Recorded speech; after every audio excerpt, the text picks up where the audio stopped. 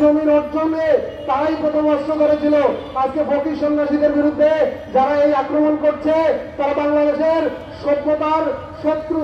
তা আমাদের মধ্যে এতক্ষণ আলাপ করলেন এবং মিলাদ ও দুরূদ পাঠ করলেন সুফি দার্শনিক ডক্টর মাওলানা আনিসুর রহমান জাফরি বা ইমান আল ওয়ারিসি, মহাসচিব সুফিবাদ সর্বজনীন ফাউন্ডেশন।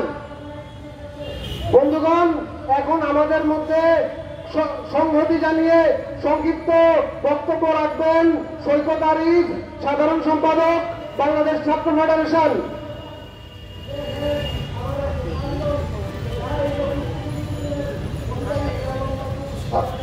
এখন আমাদের মধ্যে সংহতি জানিয়ে বক্তব্য রাখবেন সৈকত আরিফ, বাংলাদেশ ছাত্র ফেডারেশন, সাধারণ সম্পাদক।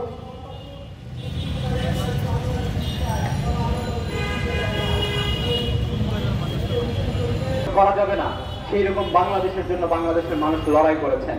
ফলে সেই লড়াইয়ে বাংলাদেশের যে কোনো মানুষের উপর যে কোনো নিপীড়নে আমরা প্রতিবাদ জানাই এবং রাষ্ট্রের প্রধানতম কাজ হচ্ছে তার সকল নাগরিকের নিরাপত্তা, তার সকল নাগরিকের মানবাধিকার এবং বিশ্বাসকে সংরক্ষণ করা। ফলে এইখানে বিভিন্ন মতের, বিভিন্ন ধর্মের মানুষ যারা রয়েছেন তাদের সকলের মতামত, তাদের সকলের যে বিশ্বাস সেটিকে তাদের নিরাপত্তা দিতে হবে এবং বাংলাদেশে থেকে শুরু করে পুরো পৃথিবীর মানুষের যে অধিকার, সেই অধিকারের লড়াই আমরা করব।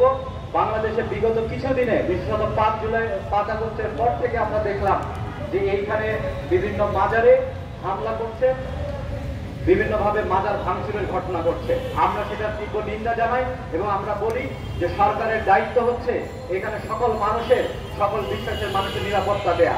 সরকার যদি সেটাতে ব্যর্থ হয়, আমরা দেখলাম যে এই ঘটনাগুলোর পর থেকেও আসলে কার্যকর কোনো ব্যবস্থা নেওয়া হয় না। আমরা এটার তীব্র নিন্দা জানাই এবং একই সাথে বাংলাদেশের সকল মানুষের, সকল বিশ্বাসের মানুষের নিরাপত্তা যাতে নিশ্চিত করা হয় সেই দাবি জানিয়ে আজকের এই প্রতিরোধ মাহফিলে সংহতি জানিয়ে আমি আমার সংক্ষিপ্ত বক্তব্য এখানে শেষ করছি। ধন্যবাদ।